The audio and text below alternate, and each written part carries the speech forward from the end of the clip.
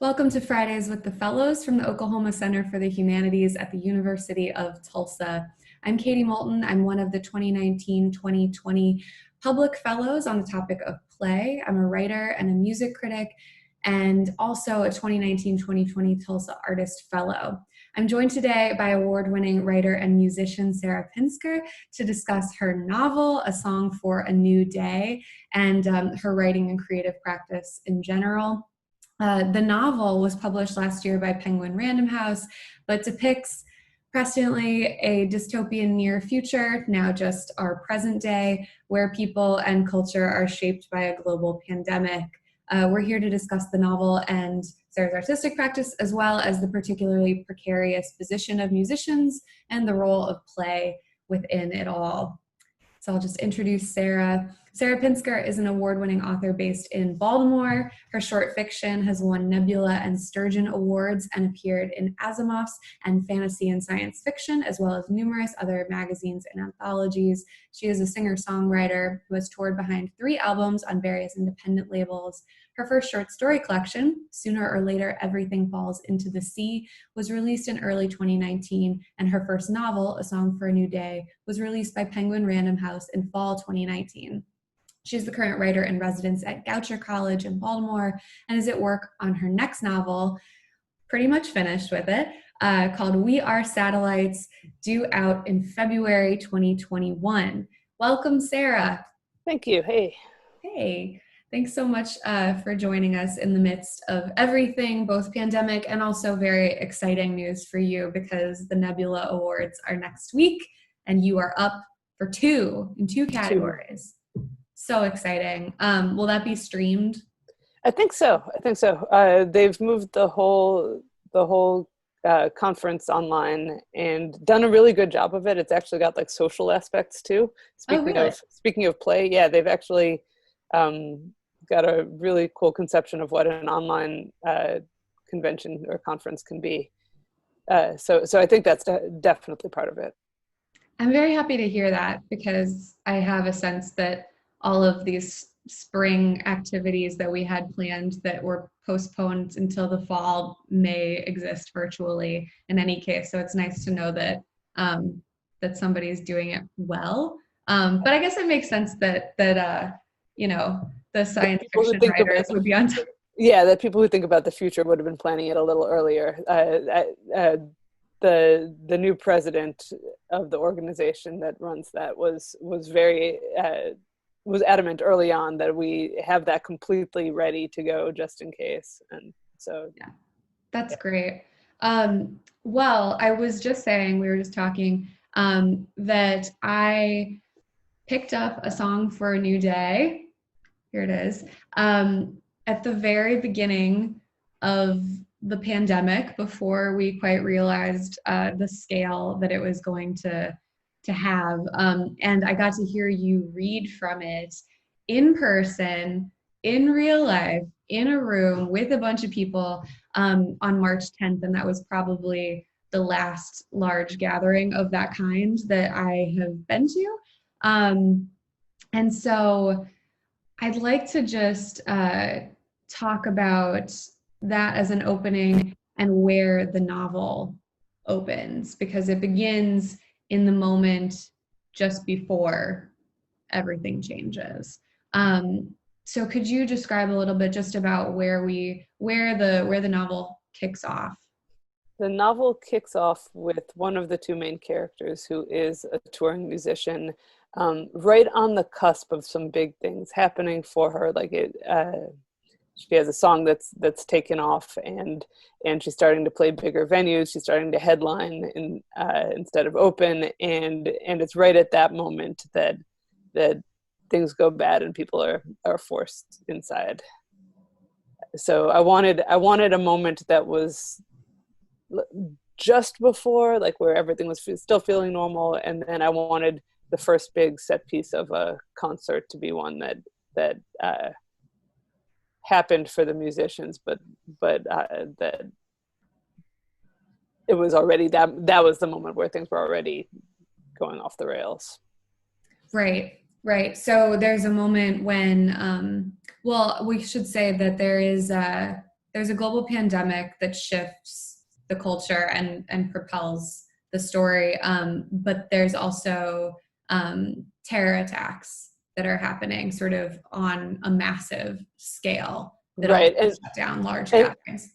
right, and in the book, it's actually, I think the focus is a little more on that as as the reason that people stop gathering. That the government says it's safer not to gather, and uh, I mean, the thing that I think is, this the slight disconnect that I did provide there is that the because of the terror attacks, it actually people are going inside out of personal fear and trading their freedom for the perception of safety, which is not the same as people locking down in an act of solidarity uh, with healthcare workers and with the people who can't do that in order to slow things and try to keep people safer. So there, it's not quite the same thing, but I didn't. There's a bunch of there is pandemic as well as terror attacks, and the two combined do result in a very locked down world. So I don't think I got it entirely wrong, but I like to give that caveat because a few people pushed back and said, well, you know, you're saying that lockdown is bad, and that isn't what I was saying. I'm not sympathizing with the protesters. Exactly. And these, the sort of social terrors of sort of violence and then a global pandemic, which feels sort of biological or outside of our control, those things are like intricately connected, right? I mean, it makes sense. It doesn't feel like, oh, two catastrophes wouldn't happen at once. It's like, no, like these things can snowball and feed on Yeah, each other. exactly. But yeah, you're right that the one of your main characters, Loose Cannon, performs what's widely then considered to be the last rock show before, Right. and before everyone retreats to their silos and relies on virtual communication. And that's not in the book. It's not an act of selfishness necessarily, because there's no risk of spreading a disease at that point. But it's really about, well, how would you describe that? Like that moment of deciding to play the show. Maybe they sold 2,000 tickets, but 50 people, they decide to put it on and 50 people do show up and they play Right. it. That was an act of solidarity with the people who did show up, and in defiance of terror. If people are saying like they weren't looking at it as putting anyone at risk, they were saying these people are already here, and we owe this to them, and we will feel better for having done it collectively. Right. So your novel, it goes back and forth. It follows two main characters. And for a while too, there's sort of two timelines. There's the sort of before and there's the after. And you're closer to that sort of dividing line as we move forward. And you follow Loose Cannon, who's a professional musician on the brink of major success. And then your other main character is named Rosemary. And she is much younger, barely remembers the time when people could gather, and has sort of come of age in a very socially isolated space. But she's still a music obsessed person, like a person that music is extremely meaningful for and transporting. And so I wondered about those choices. I mean, granted, they run parallel and then these characters intersect in important ways, obviously. But to have the musician as one character and then a sort of fan or facilitator of music as the other main character, what were you thinking about in dramatizing that dynamic? I think that was there. There are a couple of dynamics at play. One is the one that you just articulated. One is the person who had a strong sense of what came before and wanted to hold on to it, versus someone who grew up after things had happened and in a very changed world, and didn't and saw good things about it as well as bad. Like if that's how you grow up, then you'll still, there are things that you're going to poke at and things you're going to uh, take issue with, but you'll also see some of the good sides. And so she was able to say some of that stuff that Luce could never see. Reasons why things weren't all wrong. And I wanted some of those gray areas in there, because I think that there are things that can come out of a big shift or a big change like this. Like, you can either choose to go back to normal, or you can acknowledge that normal is not perfect for everyone, and that there are things you can change to make it better, that there are changes we're making right now temporarily that would also be positive in the long run. Yeah, that's true. That's true.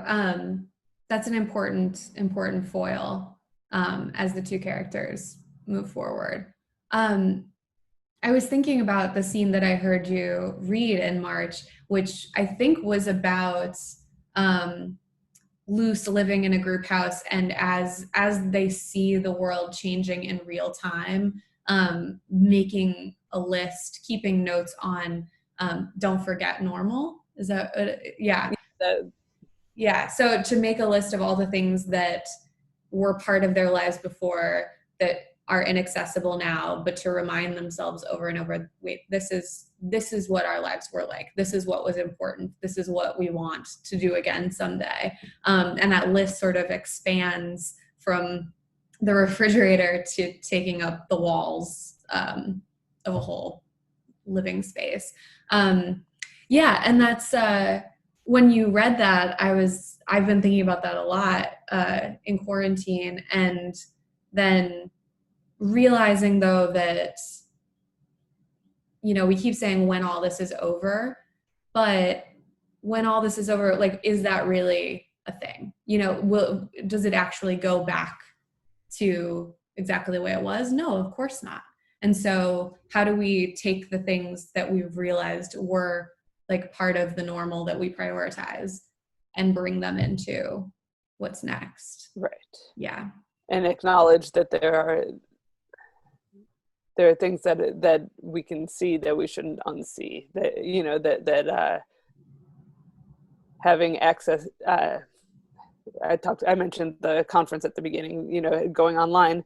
That means that people who didn't have the money or the time or whatever to go to California for a weekend can actually be there, including some of the nominees, including writers who would like to hear panels on finances for novelists and how to sell translations and all these business things that they don't have access to because they couldn't make it there. So how do we, like, some of those access questions apply to higher education as well, and to accessibility, and we can choose to go back exactly, or we can say, look at these things we've learned, how can we incorporate these into a new normal?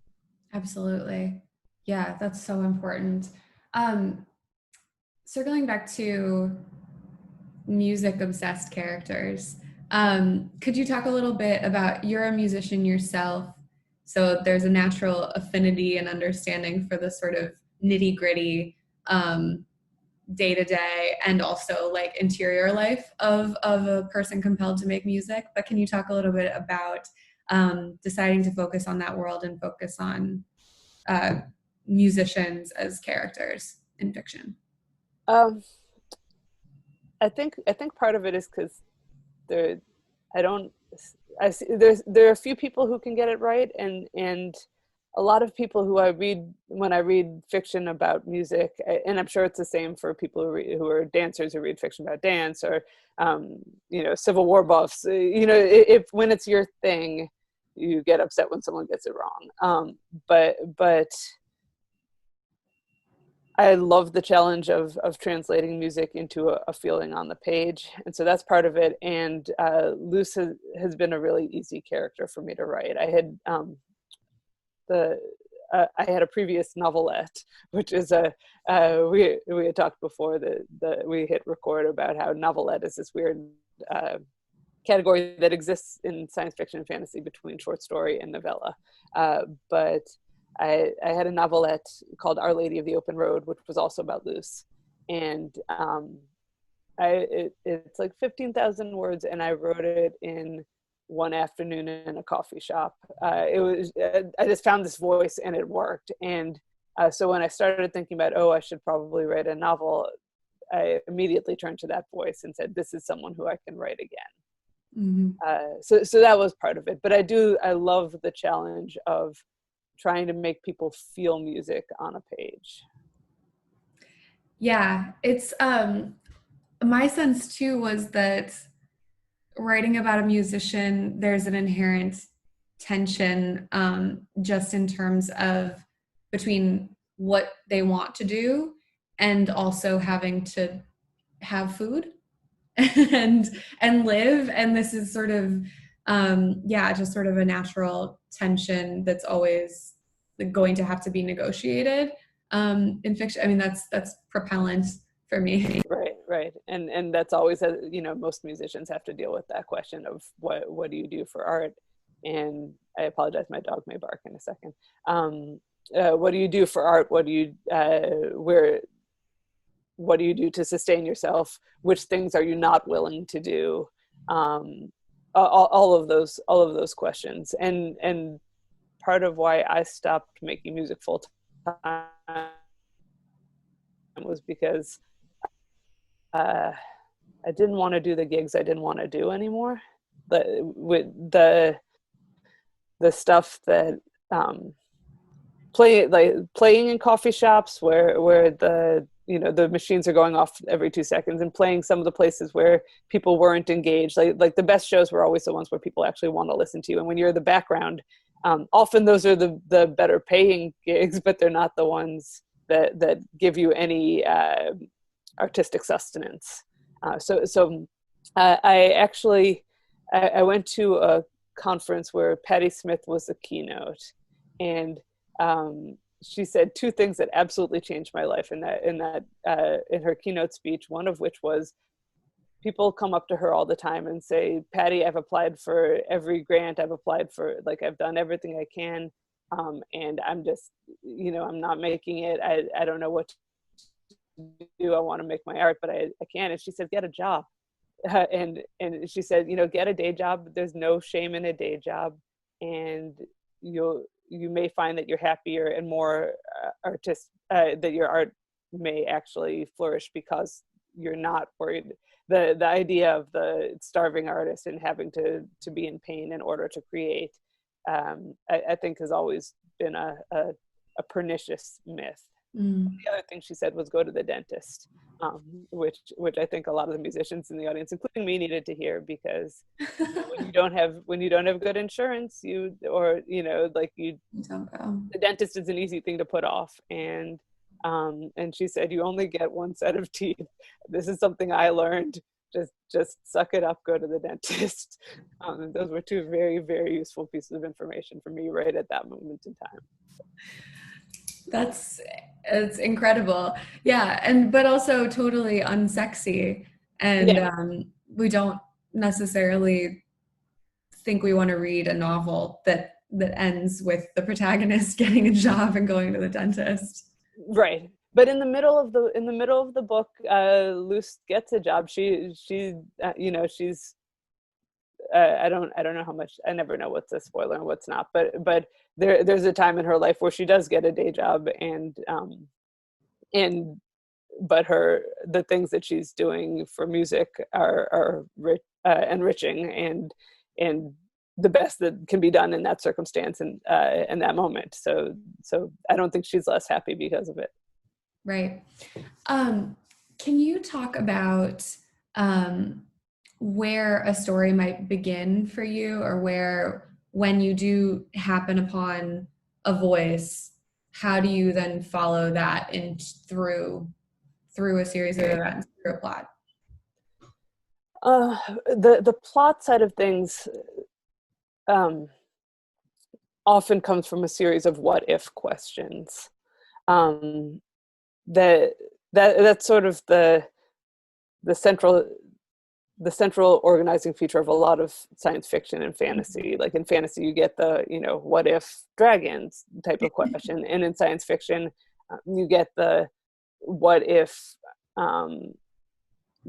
pandemic, and then you interrogate it. You say, who is going to be harmed by this? You say, who would this benefit? Mm. You say, who would this harm? Who would this benefit? Who gets left behind? Who takes advantage of it? You go through this whole series and look at those things, and then maybe you choose one of those characters to hang the thing on. And then you start saying, what are the human for me, actually, I should say you, I keep saying you, but for me, I say, what are the human level things that I can hang this on? I'm not as interested in, if I could write a big political book about what happened, in the politics to make this stuff happen.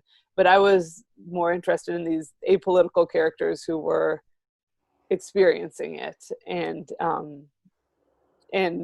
what advantages came out of it, and what was damaged, and all of those questions. So if you poke around what if, and then the personal questions of who would benefit, who would be harmed, you can usually find a story in there.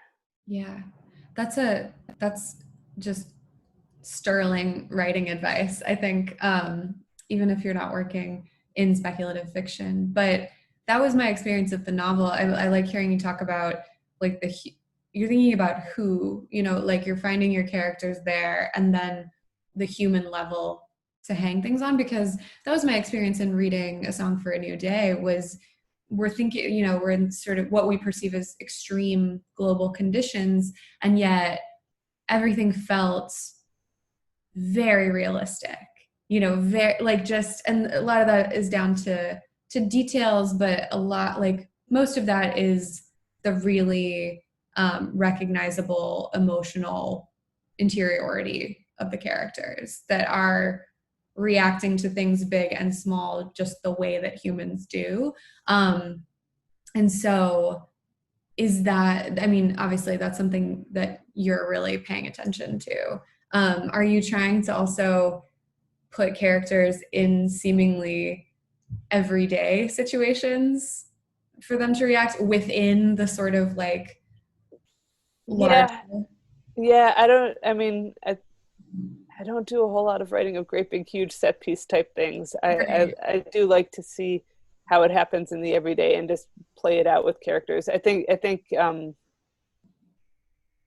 that's, and I think that's why I sort of ended up on the Berkeley Penguin Random House side of that publishing house instead of the Ace side. They have different areas that they can put your book into, and I think if it had followed the technology more, then they probably would have put it under Ace. But because it follows the people, they sort of shifted over and say, this is a people story, and maybe hopefully the people who read speculative fiction will read it, and also the people who don't will take a chance that it won't, that they'll have the tools to read it.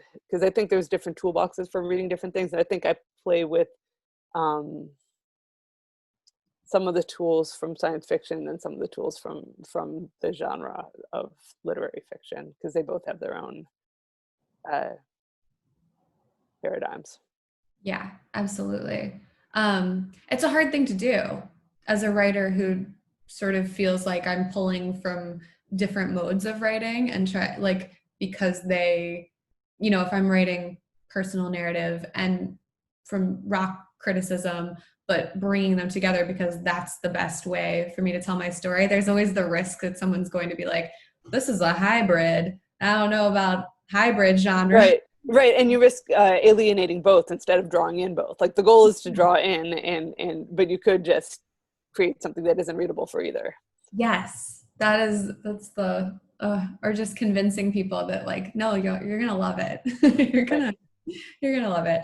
Um, just yeah, so you do really focus on like you said, apolitical characters, but of course, like their lives and their choices are inherently political Yeah. throughout the book, in big and small ways. Big relative to their lives and their community, and also small. And I think that though we're living in a global pandemic right now, parts of your book that I think were most disturbing in sort of contemplating a future was how much like the period of fear and the like adjustment of social norms sticks and warps certain expectations of how we are together and apart, and like you said, asking who benefits, who takes advantage of this, the sort of the vacuum that maybe was left open by a government or by individual endeavors, and like big corporations filling that vacuum and taking over. That is terrifying me. That's keeping me up. And yeah, I just wondered if you could talk a little bit about that. Yeah, I mean that I think that's probably my own politics bleeding in there too. But I think it's easy to imagine, that in a situation like this where we're all, um, isolated in our homes and everything, that we would choose the things that are most convenient. And if we do that, then we're going to lose a lot of the things that might not be convenient, but are part of what enriches our lives. So um, the local restaurant, keeping local restaurants and coffee shops and bookstores going, keeping local bookstores, and then the venues, like, I am terrified for local venues that, how do they sustain during this time period? And I've seen some that are doing some pretty creative stuff, uh, but those things. And then, are people going to order from Amazon because it's faster? Or are they going to, take the time to seek out other places that might be selling the same thing, where they might have to put in a little more effort, or they might have to wait a little longer? And if they don't, then is that going to be all that's left? And in the novel, like, that's all that's left, on a macro scale. Um, and which is definitely my fear, is bleeding out there, that we could easily let that happen, and we have to actively work against it. Yeah, absolutely. And there's a way that sort of in terms of independent music venues and DIY art spaces and all access spaces, there's always sort of a shorter life cycle for them just by nature of the space that they occupy in a community. But we're seeing that on a larger level. Every few years or something, of course, like the most popular DIY music venue in a city is shut down for whatever reason because a new developer is coming in, and suddenly that property that was once an abandoned warehouse is now extremely valuable, and the young people and the artists have to flow like water into the next place. But this is affecting it on a sort of like, there's the fear that it will be more devastating. Right. And the smallest places, like the DIY spaces, the hope is, they're more adaptable, like, because it's not necessarily the space, it's the people who are creating it at that level. And they may be, and because they don't have, like, usually a DIY space doesn't have like staff, they, like, a lot of times it's just, we've gotten hold of this basement that we're allowed to use, like they're, this place that's a daycare by day, like they let us like do shows in it at night, or this arts, this music studio, this art studio, whatever. And so there's a chance that some of those spaces will either still exist, or that group of people will carve another space when it's time. But I think that size that's right above that, Yeah. where is the one that you worry about, that has staff who aren't working right now, or who have to find other things to do. Will they come back? Like, what do sound people do right now? what do how do they pay the rent, and if it's, you know, if it's big enough, they're going to have to, like, I worry that they're going to let it go, and then that particular type of venue I think will be harder to get back. So we'll end up with the extremes. We'll end up with the DIY basements, and we'll end up with the big corporate venues, and there will be no in between. Yeah. Oh God, it's terrifying. Yeah, no, it is. And I've seen a couple of venues doing some kind of smart stuff, like offering their space to bands who do want to do something right now, since everyone's doing their thing on their own. But I think there's going to be a middle point where a band can come together, you know, like if they've all been isolating, they can all come together and play, and someone can record them. But they need a bigger space for that, and better sound. And at the Creative Alliance right before, which is a Baltimore venue, sorry, they've got a bunch of things going on, but one of the things they were doing right before the full lockdown was you could pay musicians to come serenade you on your street, and the venue got a little of the money for setting it up, and then the musician got some of it, and so stuff like that. But you know, there's some creative ways to get through this, but I think it's going to take a lot of that to make it happen. Yeah, I've seen there's at least one venue in Tulsa that's been allowing sort of individual or small groups of performers to perform in their space with their engineer and then broadcasting that. Yeah, that's awesome. Which also reminded me of your novel in a lot of ways. It's all in there. It's all in there. It's all in there. The funny thing, there are a couple of things that are in there that I didn't remember writing, because the scale, you know, from the point where you submit the novel to the point where it actually comes out, there's there's usually a fairly big gap. And there's little things that I forgot that I'd written. I did forget that I had said, like, everyone needs to wash their hands. Like they said, we don't know what this disease is, but they just keep telling us to wash our hands. I totally forgot that. And people have been sending me like little snippets of my own book that I don't remember. And I'm like, oh, go me. Well, it's all there. It's just good advice. It's just good. Yeah, wash your hands. Well, so as a creative person, as a person who is a musician and a writer, and asking, like, following these what if questions through your imagination, what is your relationship to play, either in those spaces or sort of more generally, thinking about music communities or creative communities? Well, it's changed. I think it's changed a little bit, because there was a time when it was very, all right, what do I do to survive as a musician? I think I was missing a sense of play for a while that I did get back when I started,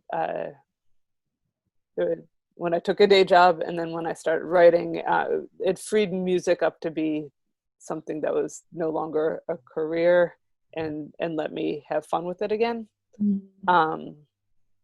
And so I guess it's easier to think of play as a concept as a musician than as a writer, but I think I can speak to both, because as a musician, I always found that the way into songwriting was just playing whatever came to my fingers, like including, like, usually it would be a whole bunch of cover songs before I could finally find something that was original. But first I had to play through the other stuff, and play as a way of connecting with musicians. Like, you know, for folkies, it's the song circle, and for bands, you know, it's just like, does this click? Does it not? Do we play it 500 times, or do we just like have fun with it, as rough as it is? That kind of thing. But finding those spaces where you can be free to be imperfect.